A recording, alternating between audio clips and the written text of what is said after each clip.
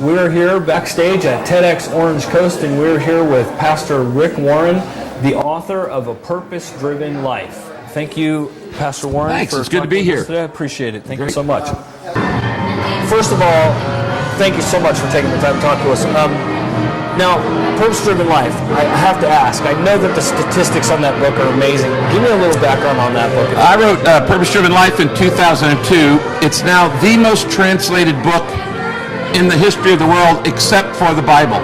It's in 137 languages, which is it holds the Guinness Book of World Records for the most languages, and it's the most read nonfiction book in American history. That's incredible. Over 60 million readers in America in hardback, and it's been quite a run. I actually this year wrote a new version of it. I've updated it, and it's kind of a purpose-driven life for a new generation. I've added some new materials. We've added videos and audios to it and all kinds of things. Well, that's terrific. I'm glad that I actually had the opportunity to ask you a question, because that's not a minor thing when you got a book that's broken records for being translated and selling so many copies. Yeah. So you're here at TEDx. You are an MC and a speaker, right? Right. So what is the premise of your TEDx presentation? Well, this year's TEDx here in Orange Coast was, of course, a redefining relevance. And I was talking about what makes an organization or a person irrelevant. And the big idea is that when the speed of change in an organization is exceeded by the speed of change outside of the organization becomes irrelevant. Right. Or in other words, when culture is changing faster than I am, or culture is changing faster than my business or my organization, then I'm going to increasingly become irrelevant. And so we have to develop a mentality that relevance is a choice. You got to know what doesn't change, but other things have to change literally all the time. Right, right. Well, if you were to tell the people on the outside, what's your biggest takeaway from TEDx? I mean, this is, you've done this multiple times. Sure. What's the biggest takeaway for TEDx? There's nothing like TED or TEDx. I've spoken at both, and there's nothing on the planet that has more variety, more per capita intelligence, and per speaker input into your life. One of the great keys to creativity is cross-fertilization. And when you mix the arts with business, with science, with healthcare, with faith, with all of the different segments of society, you have a synergy there that you learn things that you're not going to learn when you only hang out with your own tribe. Yeah. Yeah. So you really learn from musicians, and you learn from artists, and you learn from writers, and you learn from scientists, and you learn from pastors, and you learn from politicians, and you can learn from anybody if you just know the right questions. And TED tends to ask the right questions, and it tends to get more answers. There's nothing like it. And there is a genuine cross-pollination of intelligence that's really amazing. Yeah, I've made contacts at TEDx and at TED that have been really beneficial to me. They've enriched my life, and they would for anybody who goes. Well, I really want to thank you. I know how busy you are, Pastor, and I appreciate it very much for taking the time to talk with us. Well, I love what you guys are doing here, and I think it's a great program. Thank you so much. Thank you. Thank you. Hi, this is Rick Warren, and you're watching Facets Television.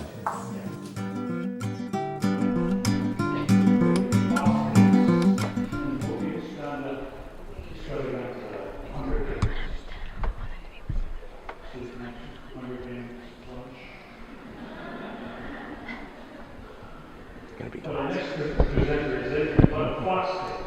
She's attending Stanford University in East Asian Studies with a Chinese major. Please welcome singer, songwriter, and actress, Jackie Emerson.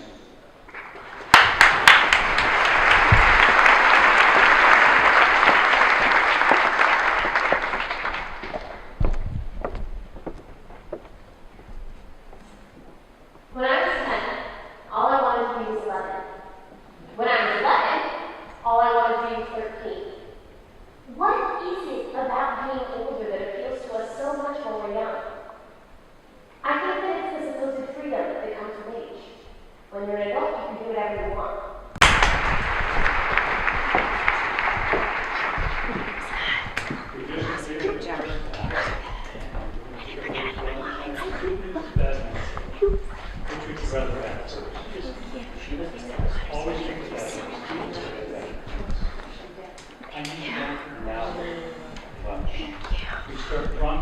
1:48. Good news.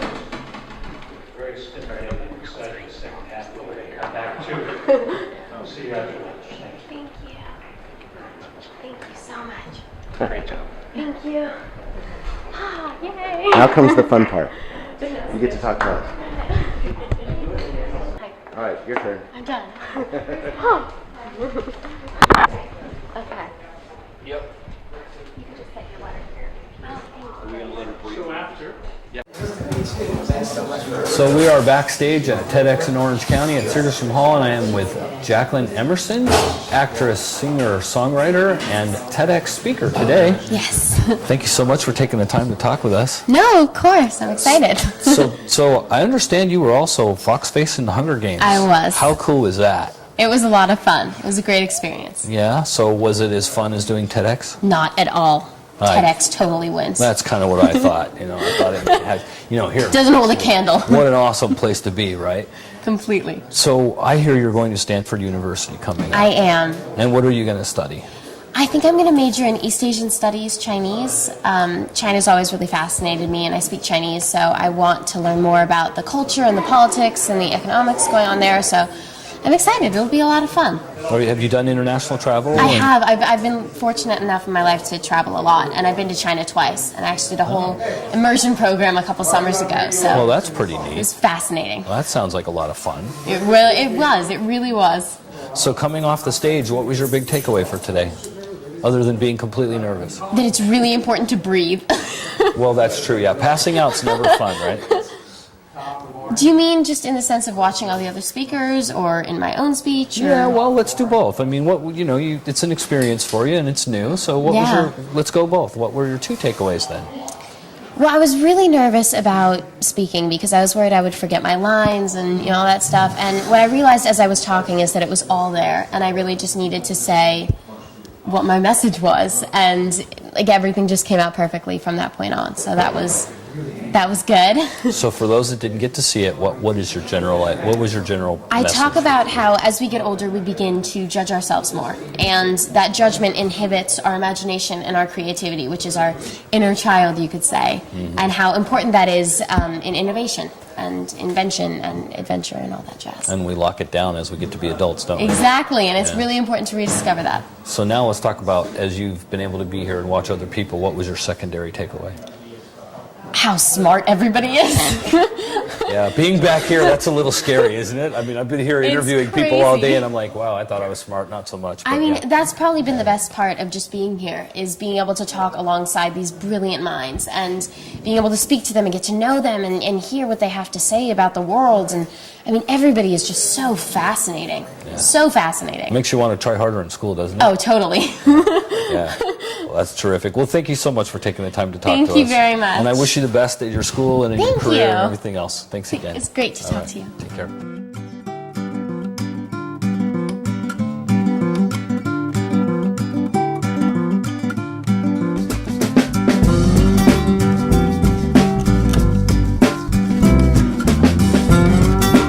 We're back at TEDx Orange Coast, and I'm here with Pascal Finette. He is a TEDx speaker today, but more importantly, he is the director of Mozilla's Open Innovation Group. Hey, thank you so much for coming today. I really appreciate it. Absolutely. Wow, I mean, what an amazing job to have doing innovation for Mozilla. It's an open source, famous for doing great things. That's right. Tell me some of what you talked about today, if you would. Yeah, sure, absolutely. So Mozilla as an organization is really interesting, and it's fascinating me from so many different levels. It's, as you just said, it's an open source organization, and as such, it's a very, very small organization. We are 800 people staff worldwide. We have tens of thousands of volunteers around us. Taking on some of the biggest companies in the world. I mean, we're talking, Apple, Google, Microsoft, Facebook.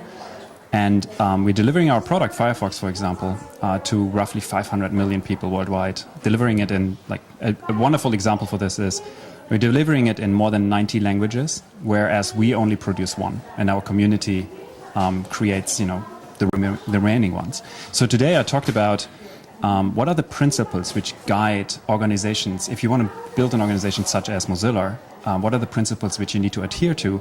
And also from a very human perspective, what is the stuff you need to let go of?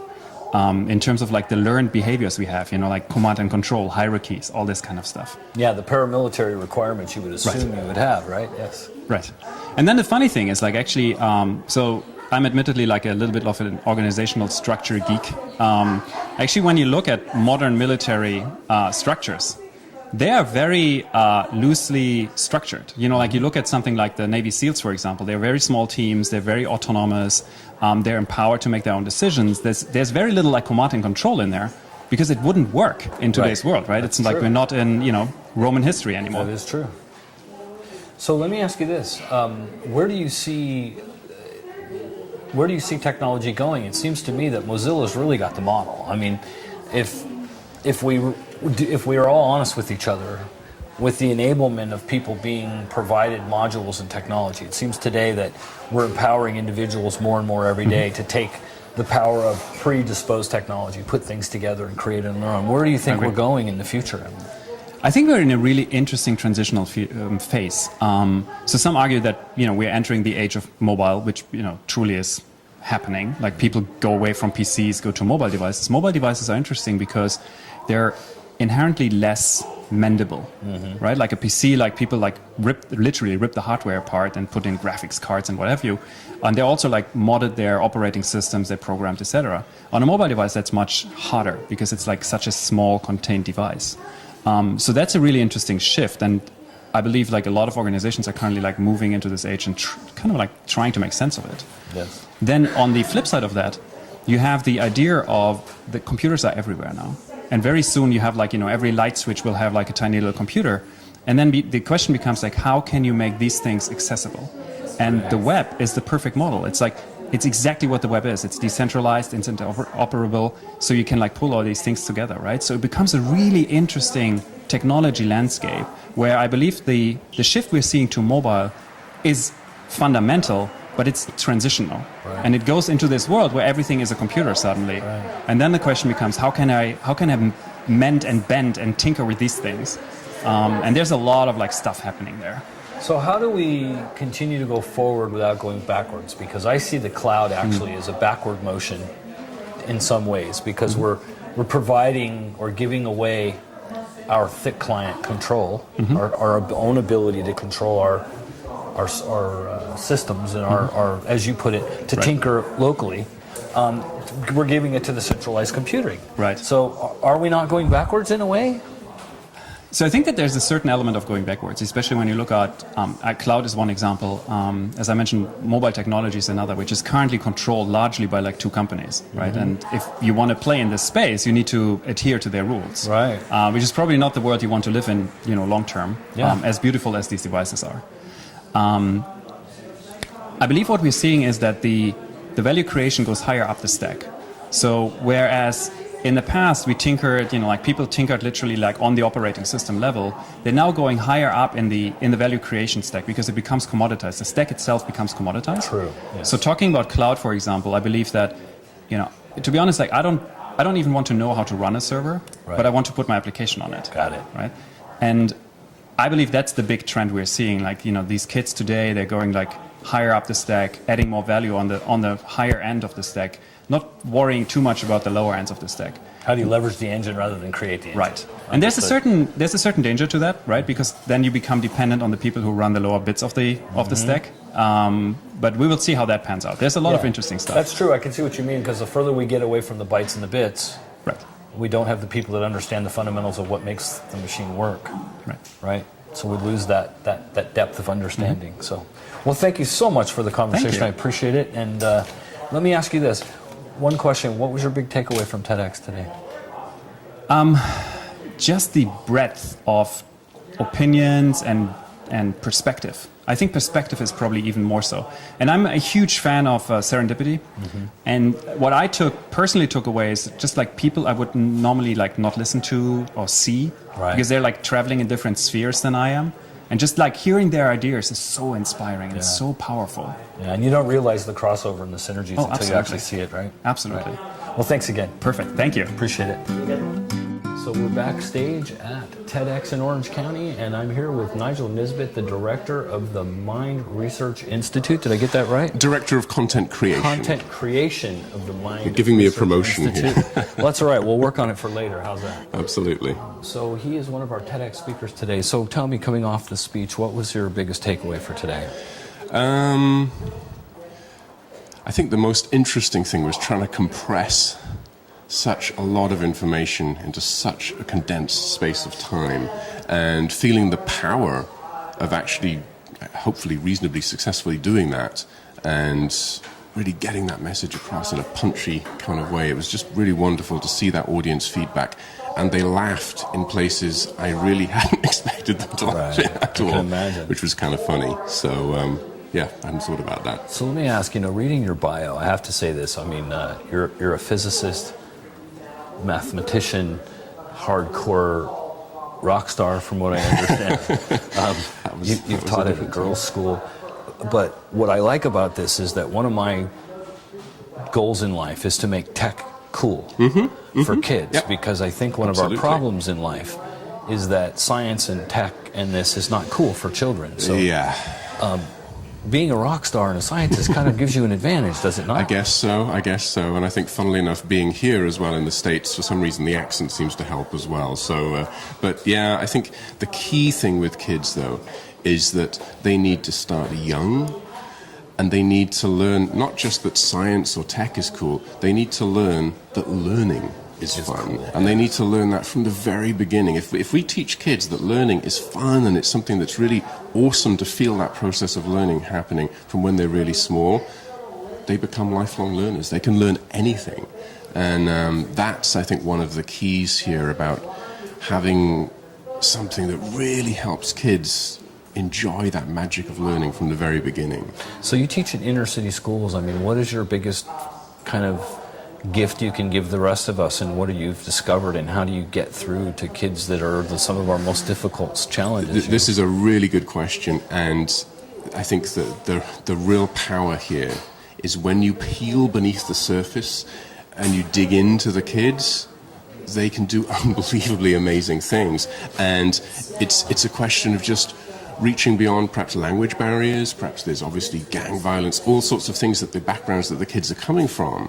But once you give them a chance to think and give them an opportunity to really show what they can do, it's amazing. They continually amaze you all the time. And success begets success, right? Success begets success, not only for individuals, but also at a school level. That's true. Once you get that culture rolling of kids experiencing success, it changes schools, and that's a really exciting thing to see happening. It takes longer, but we see it happening over a period of time. So in the 30 seconds that we have left, we have a tough time right now. What do you see the future for America? Well, education is going to lead the way. I know a lot of politicians are talking about it, but it really is going to take someone with vision to really make it a reality. Because if we can educate our kids to be thinkers, then we can do wondrous things. If we don't, it'll be a major problem. I would agree with that. Thank you so much for taking the time. Thank you. Appreciate it. Thank you Take very care. much. I'm Kevin McDonald. Thank you for watching. Backstage here again at TEDx Orange Coast, and I am here with Jack Andraka, one of America's geniuses. This young man has actually invented a dip test for pancreatic cancer, and it looks like it's going to be transferable to some other issues. He was a big winner in some major contests, including an Intel contest, but I'm going to let him tell us a little bit more. So why don't you tell me about this invention, because it seems to me like it's a pretty incredible thing, but you are 15 years old.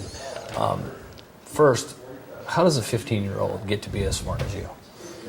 It isn't really smartness as thinking really in weird ways, in really clever ways. When I started on pancreatic cancer, I knew absolutely nothing. It was just research on Google. And so really anyone can do this. And I really think that over the course of the next years, we'll see more and more of people like me. Okay, so it isn't a medical background, it was a thought process? Yeah, it's definitely a thought process on just clever, outside the box thinking. Well, that's good to hear. I appreciate that.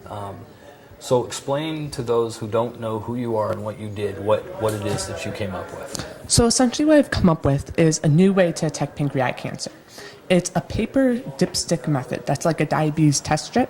It requires a sixth of a drop of blood and is 168 times faster, over 26,000 times less expensive, and over 400 times more sensitive than the current gold standard. But also, you don't need specialized training, and it costs 3 cents and takes 5 minutes to run. So it will absolutely revolutionize the entire medical field. That's amazing. And is this an accepted test now? What's happening right now is I have a patent on it, and I'm probably going to be licensing it out to a company, and then it will be like about 2 years for FDA approval. Wow. And as I understand, this is going to be cross-applicable. There's going to be other cancers that you believe that this is going to work with? Yes. Actually, this one test strip that I have right now for pancreatic cancer, the protein I'm detecting with it is also found in ovarian and lung cancer.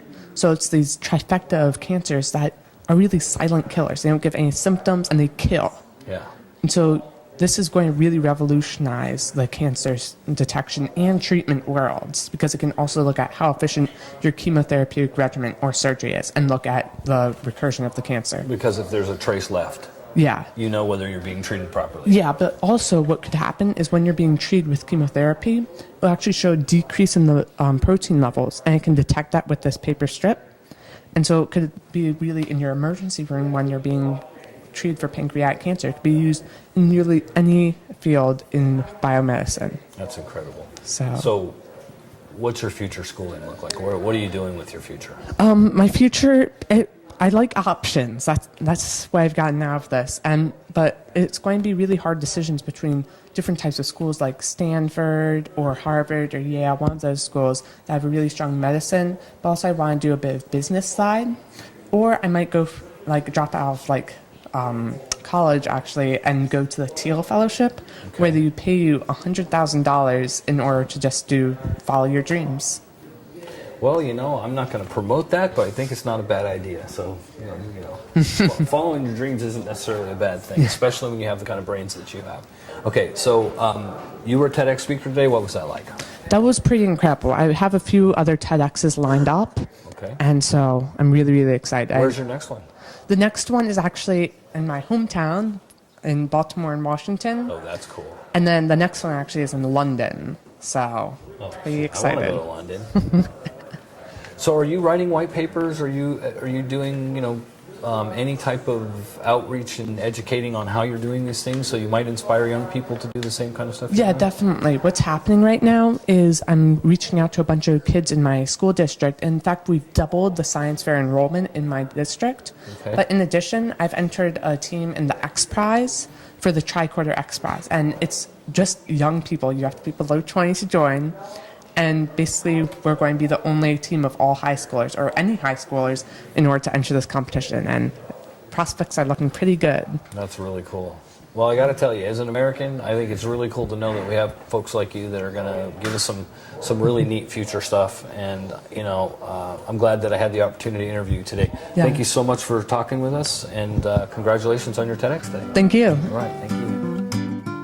So we're backstage at TEDx Orange County, and with me is Christine Marie, and she is a theater director, inventor, shadow master, and TEDx speaker today. She also has a master's in fine arts. She's done work with folks like Pixar Pictures. And why don't you tell me a little bit about what a shadow master does?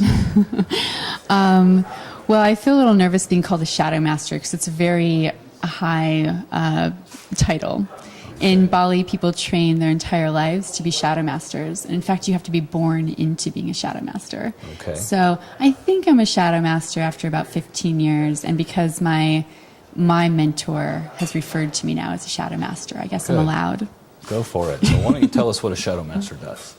Well, what I do is I create giant cinematic shadow theater using shadows. So I think about concepts and what feels very relevant in society, and I create shadow plays with that. But they look like films. So it's almost like you feel like you're going to see a film with long shots and cross dissolves and panning, but it's all done live in shadow. So you were a TEDx speaker. That's quite the honor. And so tell me a little bit about you just coming down off the stage. What's it like coming off of the TEDx stage? I feel wonderful because it's great to connect with the audience because they're so interested. And it's great to be amongst such great speakers. Ivan was before me, which was wonderful. And I feel great that it's over, and now I can talk to everyone and really listen to them and enjoy the experience. So, there's not a whole lot of people that actually get to make a living doing animation and doing fun stuff with Pixar and stuff. Tell me a little bit about what it's like having a life that gets to do that kind of fun stuff for a living. It's a wonderful life. Well, there's an ironic one. I get to play, and I get to try things out, and I get to explore what I'm deeply thinking about and explore it visually. And you have to be very brave, because there are no guarantees. Amen. And now we live in a world where there's really no guarantees if you decide to be a banker or anything else. So why not follow your bliss? That's true. So I think having a one-point focus and just doing this one thing for so long has paid off, and it's very, very fulfilling. So if people want to see your work, where would they go to get an idea and get a chance to see some of your work? They can see some images on my website, which is seememarie.com. And I'll have a work in progress showing in January in San Francisco. And then the new play will premiere in San Francisco September 2013, and then travel to Los Angeles and New York. And what are some of the examples of stuff you've done with Pixar and some of the other studios? I know that you had a couple of big names that you actually worked on. Yes, so for DreamWorks, what I've done is gone in and done a workshop with them and some consulting on a film that they have coming out soon called Me and My Shadow. It's wonderful. And then with Pixar, I don't even know if I'm supposed to work for both of them at the same time, but for Pixar, I've been teaching a class there on shadow animation. So working with their animators to create their own shadow films that are all done live. Fantastic. Well, thank you so much for taking the time to come and talk with us. Thank and you. Congratulations on being a TEDx speaker. Thank you so much.